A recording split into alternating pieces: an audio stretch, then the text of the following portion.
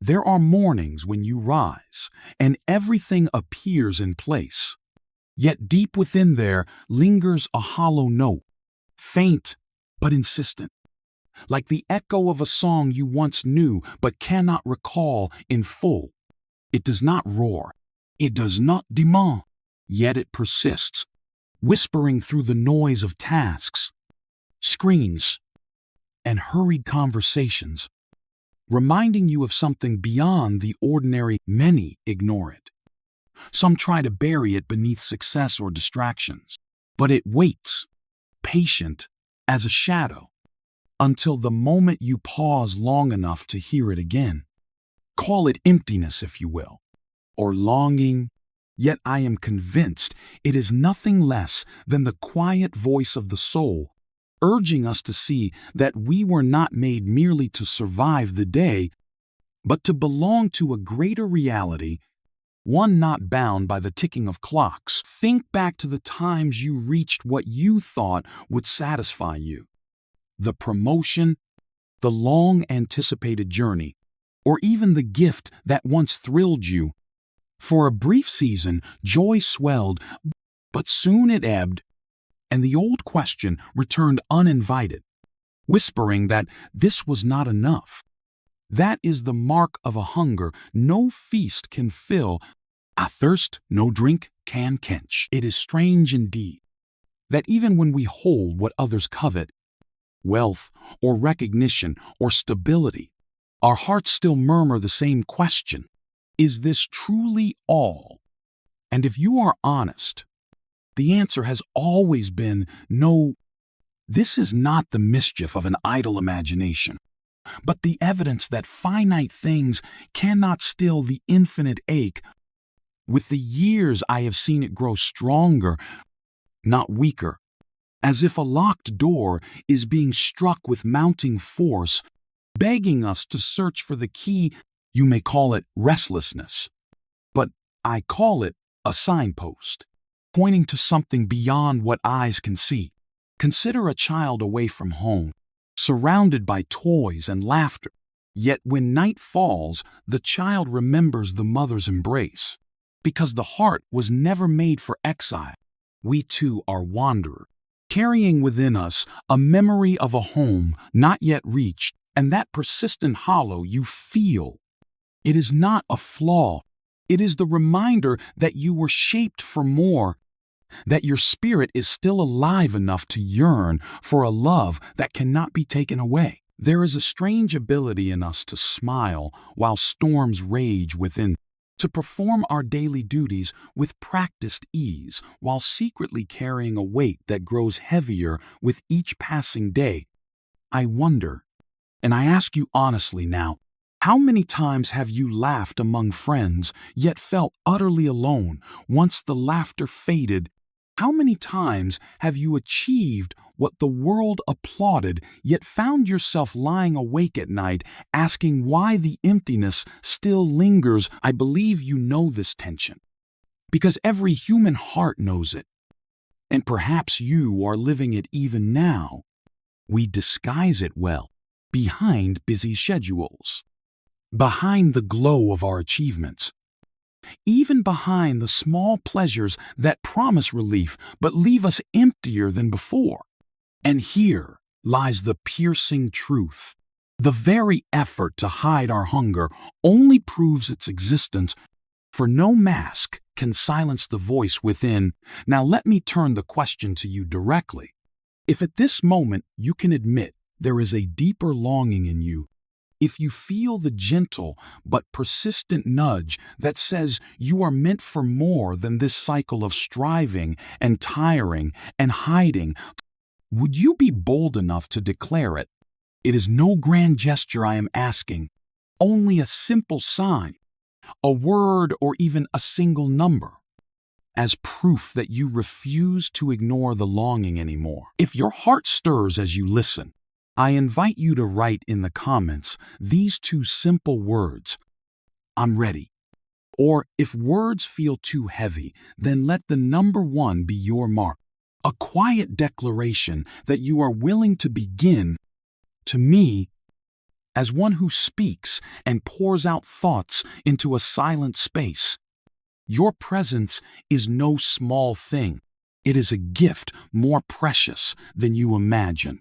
It is the assurance that I am not speaking into the void, but walking beside another soul who dares to acknowledge the truth. For one who shares words, there is no greater joy than to sense the presence of a listener, to feel the invisible bond between storyteller and hearer.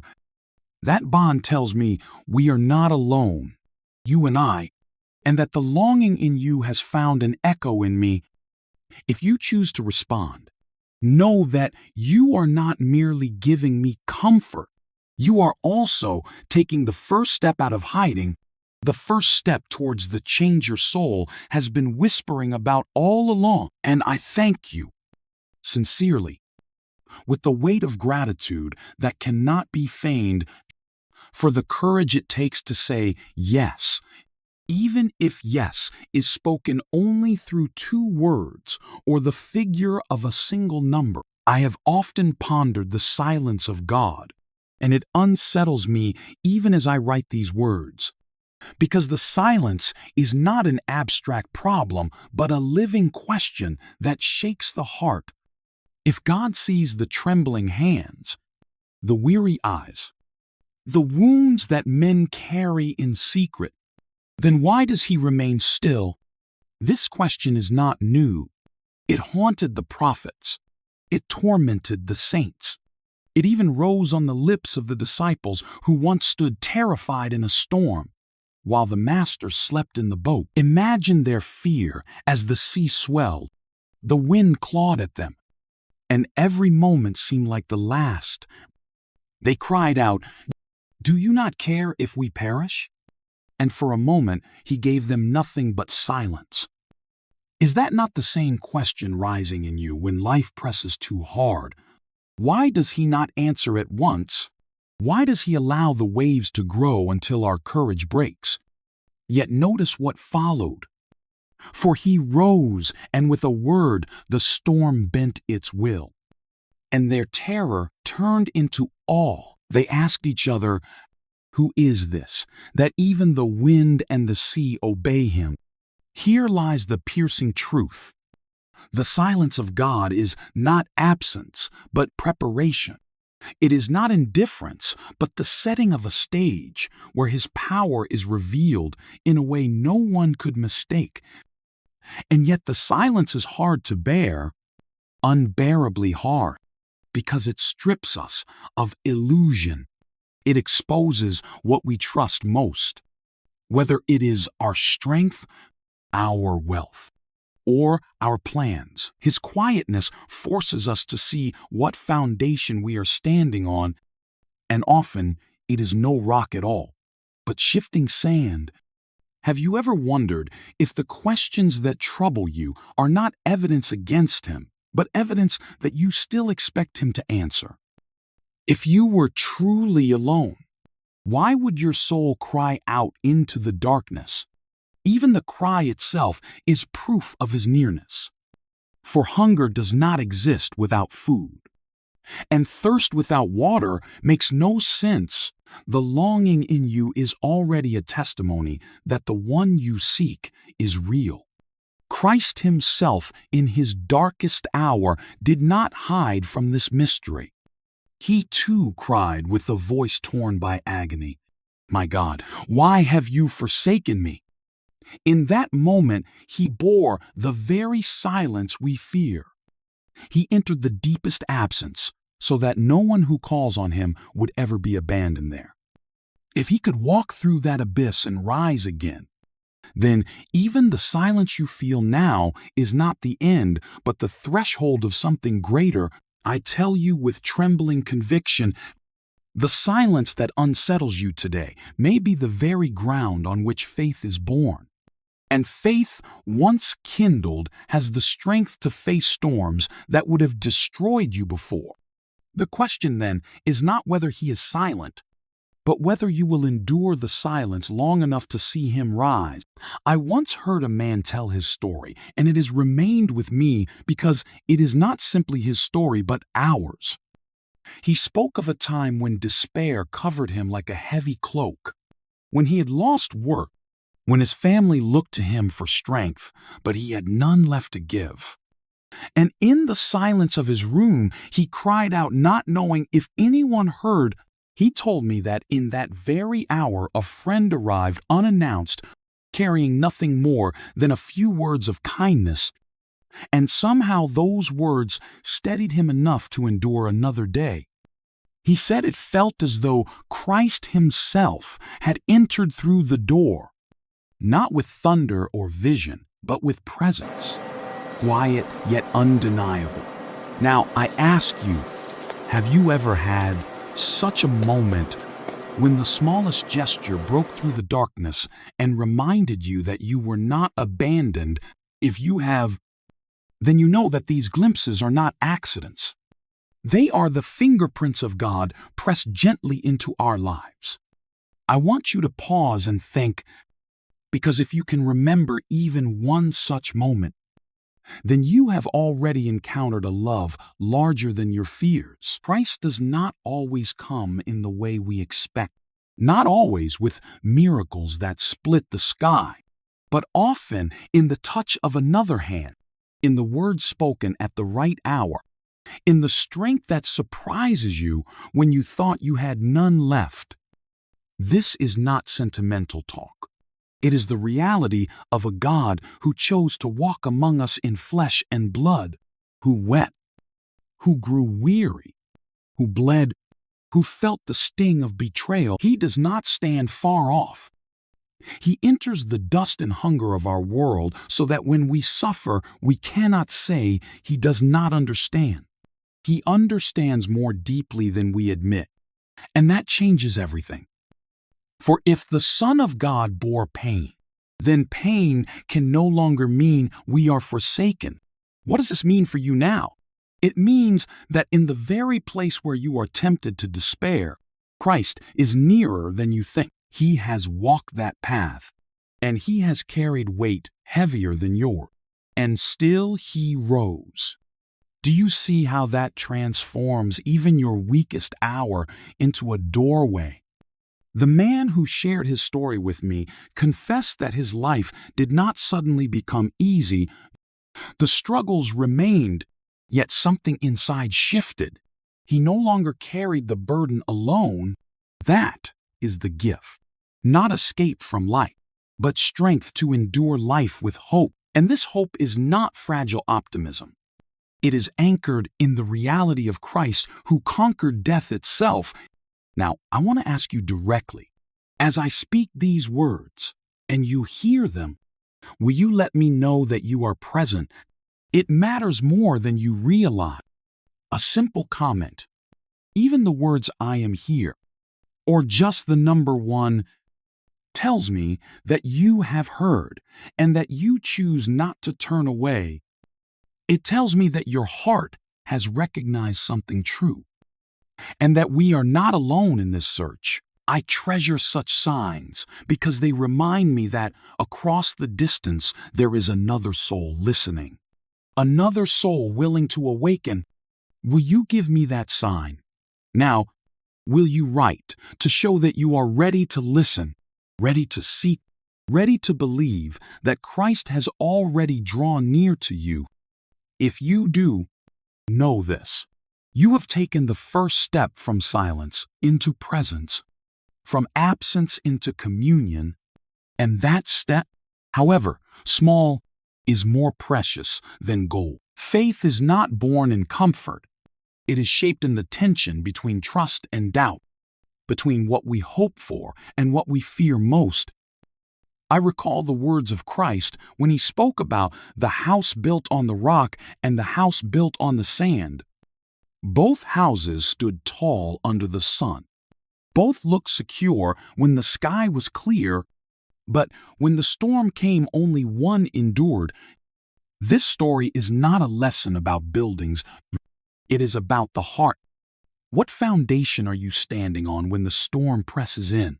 Many of us live as though our strength, or our wealth, or our reputation will hold firm. Yet these things crumble the moment life shakes them. The challenge of his words is this: storms are not optional. They will come, and when they do, the question is not if you built, but what you built upon. It is a hard truth, but a freeing one, because it reveals that weakness is not failure. It is an invitation to build again on something unshakable. Christ offers himself as that foundation, not as an idea, not as a philosophy, but as a living presence who has already faced every storm we dread. Consider his night in Gethsemane, when his own soul was pressed so deeply that his sweat fell like drops of blood. He did not hide his anguish. He confessed it. My soul is sorrowful, even to death. Yet he added, not my will, but yours be done. In that surrender, he showed us that faith is not the absence of fear. It is the courage to yield in the very moment fear is strongest. Does that not challenge you? That the Son of God himself trembled and still chose trust. And yet there is comfort here too. Because if he trembled, then he understands when you tremble. If he prayed for strength, then he understands when you can barely whisper a prayer. The truth is that your struggle does not disqualify you from faith. It is the very soil in which faith grows. Many imagine that God waits for us to become unshakable before he draws near. But the gospel tells us the opposite. He enters while we are frail and lifts us from the ground. Think of Peter walking on the water, bold for a moment, then sinking when fear overwhelmed him. Christ did not scold him with disdain. He reached out and lifted him. That hand is still extended, not to the perfect, but to the faltering. And perhaps that is the most comforting truth of all, that our weakness is not the end of the story. The storms of life are real, and some of them will break what we thought could never break. But if you let them drive you to the rock, you will find a strength that is not your own. The world may look at such trust and call it foolish, but the storms will prove who was truly secure. My friends, I do not say this to frighten you. I say it to awaken you. For storms will come whether or not we are ready. And the foundation you choose now will decide whether you stand or fall. Yet hear the gentleness in this truth. You are not asked to build alone. The rock himself is offered freely, and he does not refuse any who come. Trust often begins not with grand certainty, but with the smallest decision to open the heart. We imagine faith as a blazing fire, yet more often it starts as a trembling spark, fragile, uncertain, flickering in the winds of doubt. The beauty of the gospel is that this spark is enough, for Christ never asked his disciples to come with perfect understanding. He simply said, "Follow me." Consider Matthew, sitting at his table of coins, despised by his people, certain only of his wealth and his shame. Christ looked at him, spoke 2 words, and he rose, leaving behind what had defined his life. No explanations were offered, no garantes, only an invitation. And Matthew discovered that trust begins with a step. Perhaps you believe your own step must be flawless, that you must be pure before you draw near. Yet remember Peter, who swore loyalty and failed within hours. Still, the risen Christ met him by the fire, asked not for eloquence, only for love, and even that love was halting, fragile, the kind that wavers between hope and fear. But Christ received it, and with that small offering, he entrusted Peter with his sheep. The lesson is sharp and unavoidable. He does not wait for perfection. He calls you in your frailty. To open your heart is to risk and risk terrifies us. Yet every bond of love is built on risk. When you offer friendship, when you trust another with your secret, you do not know if they will honor it. Yet without the risk, no bond is born. Faith is of the same nature, a hand extended into the unseen, not because we have proven everything, but because we have glimpsed enough to dare. Does it not strike you as remarkable that Christ asked for mustard seed faith, the smallest seed, almost invisible, and declared that it could move mountains? He was not praising the strength of men. He was revealing the power of God that meets the smallest act of surrender. And this is where the perspective must change. For faith is not an achievement we present to God. It is the vessel through which we receive what only He can give.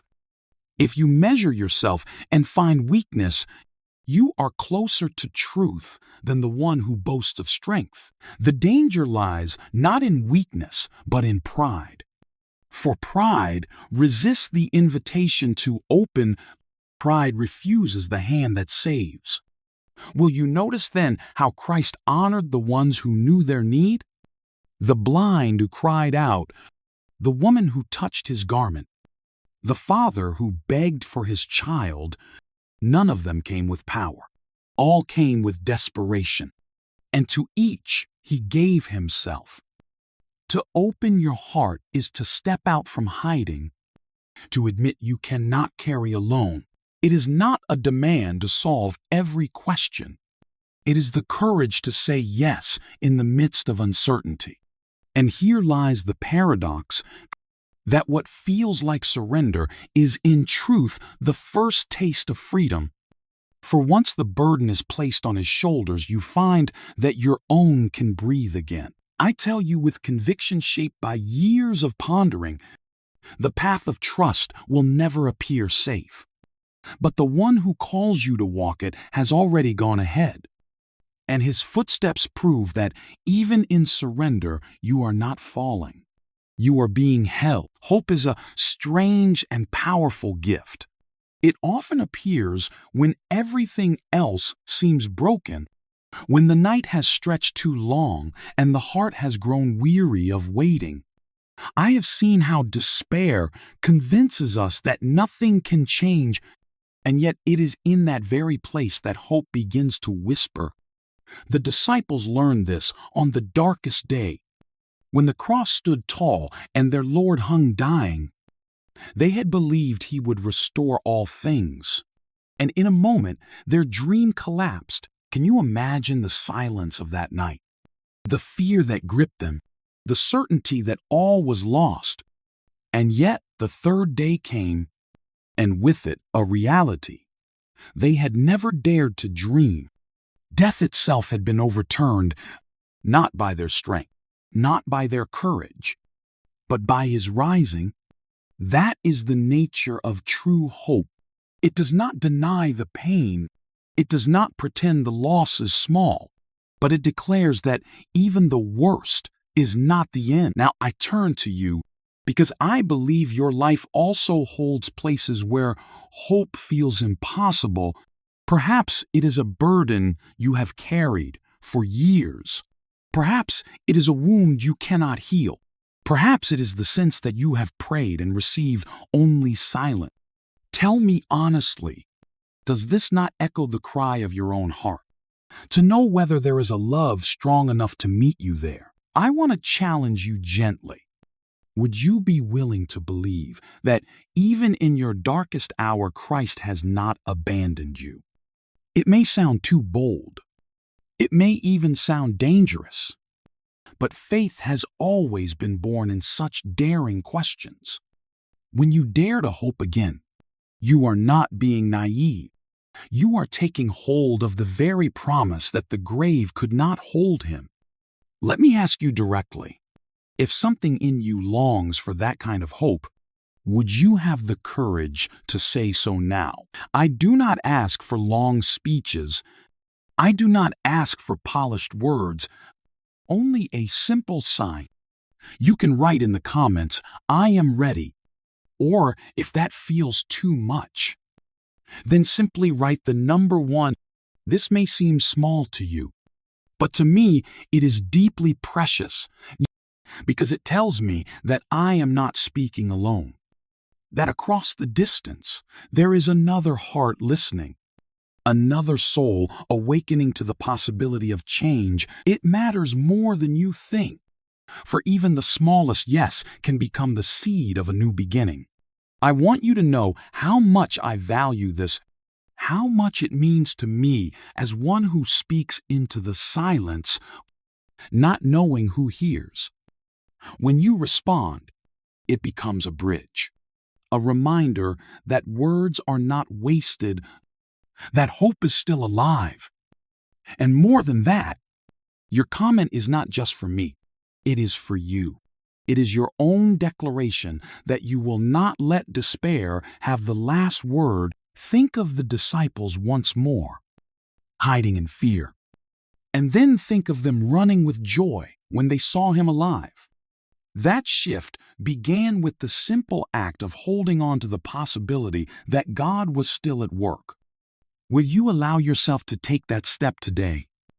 Will you write, "I am ready," or even the number 1 as your way of saying, "I choose hope. I thank you already," with gratitude that goes beyond words, for each sign of presence, for each whisper of courage? Because it assures me that together we are not only hearing a story, we are stepping into it. Pain cuts deeper when it comes in silence, when no answer arrives, and you begin to wonder if even heaven has turned its face away. That question haunts more souls than they dare confess. And it is the very question that faith itself must wrestle with. For what is the worth of belief if it cannot stand in the night, if it collapses the moment the storm rises? Christ never promised a life without trial.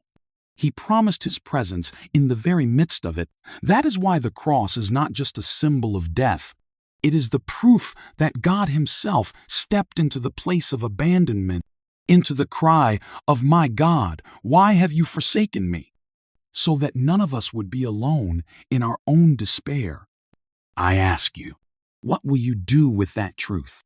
Will you let it sit as an idea in your mind? Or will you dare to let it pierce your heart, to reshape the way you face tomorrow? Because the real test of faith is not when prayers are answered quickly.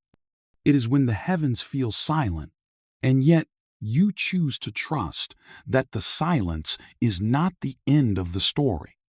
The disciples could not see resurrection on Friday. They could not imagine it on Saturday. But by Sunday, they were eyewitnesses to the impossible. What about you? Will you walk away because the waiting feels unbearable? Or will you stay long enough to see what God might yet do? The choice is not small. It is the dividing line between despair and hope, between giving up and being remade. And here is where I will leave you, not with every answer neatly tied, but with a challenge that only you can answer. When the weight presses hardest, when you are tempted to quit, will you still dare to believe that the God who raised Christ from the dead can raise your broken places too? That is the question I place in your hands. And it is not a question for tomorrow. It is for now. For if you wait for perfect certainty, you will never begin. But if you take one step in faith, you may discover more than you ever imagined. So stay with me in the next story, because what comes after this is not theory. It is the unveiling of a truth that can set you free. Will you be there, or will you walk away? The answer rests not in me, but in you.